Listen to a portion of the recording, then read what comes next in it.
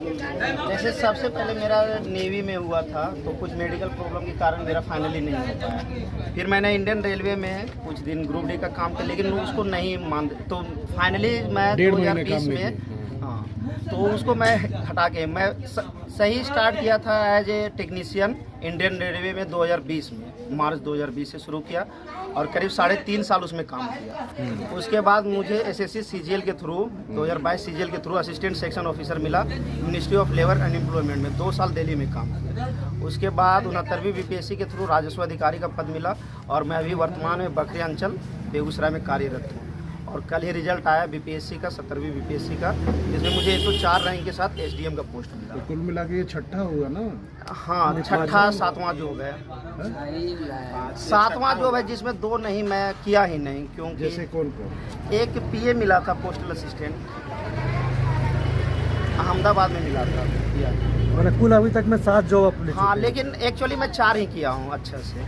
एक ये टेक्नीशियन 4 में आपने ज्वाइन किया? हाँ, ये चौथा है। हाँ, आपने क्वालिफाई किया कितने में? 7 में। एक नेवी में थोड़ा सा मेडिकल इशू के कारण नहीं हो पाया। पीए तो गया ही नहीं, क्योंकि सेम ग्रेड में रेलवे में था तो उधर भी मिला। और मैं एक जगह पे वेल सेटल्ड हो गया था मुंबई में, तो फिर उधर जाने का मन नहीं किया।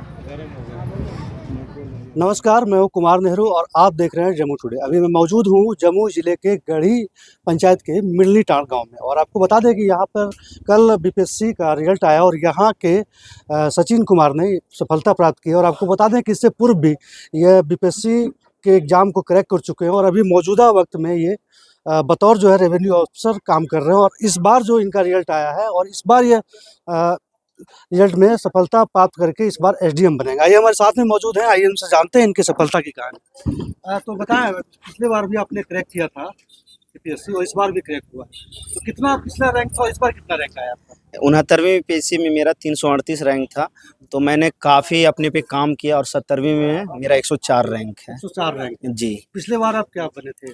पिछले बार मेरा राजस्व अधिकारी का पद मिला था और मैं अभी वर्तमान में बेगूसराय जिले के बखरी अंचल में कार्यरत हूँ वर्तमान में। और इस बार क्या आपके रैंक के हिसाब से मिल रहा है पद? और मुझे इस बार 100, क्योंकि 200 एसडीएम था तो 104 रैंक आया, तो इजीली मुझे एसडीएम मिल गया।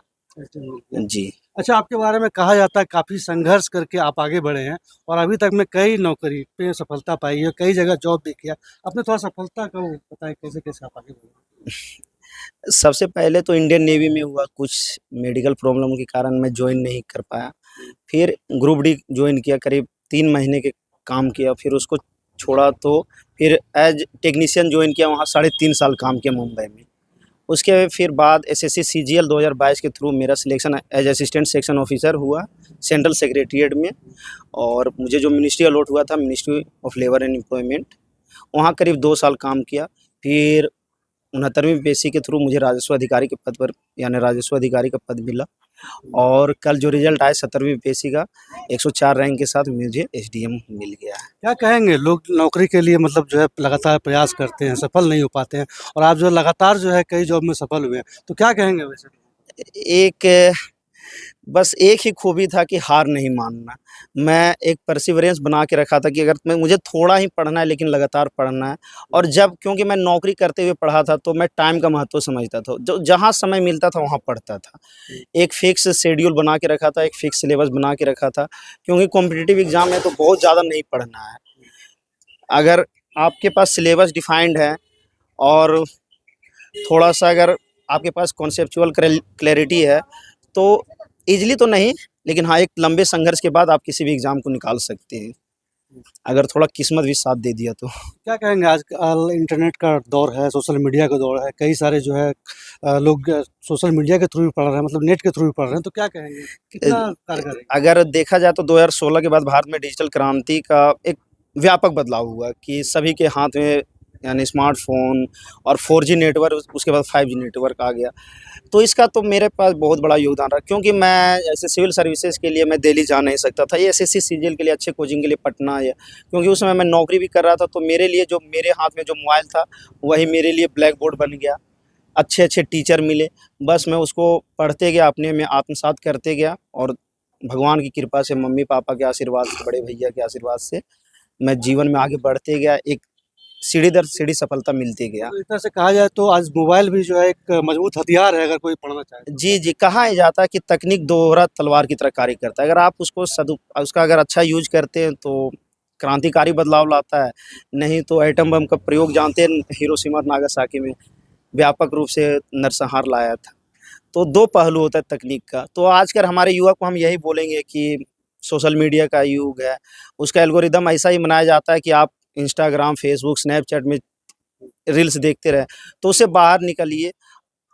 अगर किसी एक जिस नौकरी का सबका अपना-अपना कैपेसिटी होता है, तो एक किसी को लक्ष्य बनाइए, उसका सिलेबस देखिए और पूरी तरह लगन से उसका दम तैयारी में लग जाइए, सफलता निश्चित ही मिलेगी। अच्छा, आप बेहद गरीब परिवार से आते हैं और अब बतौर एसडीएम जो आप सेवा देंगे आप बिहार सरकार में, तो क्या प्राथमिकताएँ रहेंगी आपकी?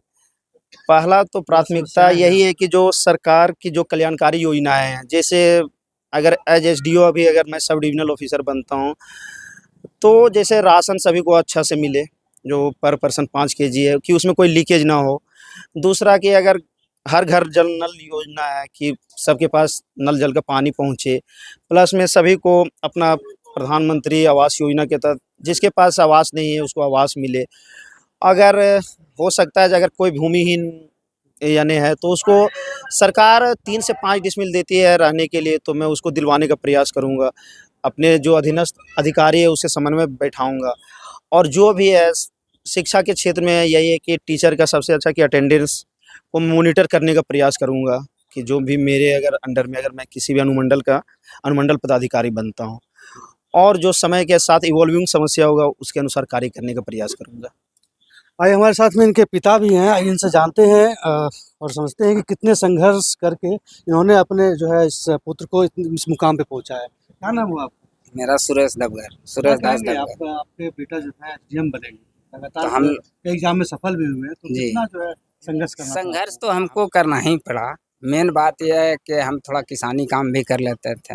अब ये कह रहे हैं कि मीट वाला बात है तो वो भी हम धंधा किए और ये सब कर करके चोरी डकैती नहीं की है। कमा करके लड़का को हम पढ़ाए। अब कितना हाँ। खुश हैं? अभी तो बहुत खुश है, समाज से खुश है, मेरा समाज खुश है। जो हमारा संघर्ष हमारा लेवल में जो है हमारा मतलब उन लोग भी खुश है, हम भी खुश हैं, हमारा बिरादरी भी खुश है। हाँ, इसके सिवा और हम क्या कह सकते हैं। इनकी माताजी हैं, आइए उनसे बात करते हैं। अच्छा, क्या नाम हुआ आपका? शांति अब कितना खुश हैं आपका बेटा अब जो है एसडीएम बन जाएगा? बहुत खुश है, हुँ? बहुत बहुत खुश है। खुश हैं। क्या कितना संघर्ष झेलना पड़ा बेटे को आगे बढ़ाने में? बहुत वो बाबू हमरा झीला बाबू पढ़ हलन फिर डिप्टी करना अब बहानों के पढ़ा रहा बाबू। तो शुरुआती दौर में कितना कष्ट था, क्या दिक्कत आती थी? शुरुआती दौर में पैसा के दिक्कत था, पैसे नहीं जुड़े बहुत करे से पापा कमा के देते